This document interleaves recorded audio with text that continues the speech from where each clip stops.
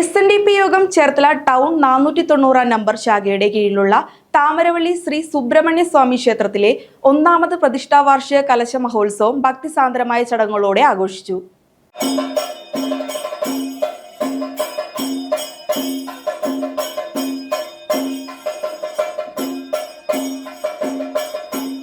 SNDP യോഗം Cherthala town ശാഖ number 490 പരിധിയിലുള്ള താമരവള്ളി സുബ്രഹ്മണ്യ സ്വാമി ക്ഷേത്രത്തിലെ ഒന്നാമത് പ്രതിഷ്ഠാ വാർഷിക കലശ മഹോത്സവം ഭക്തിസാന്ദ്രമായി.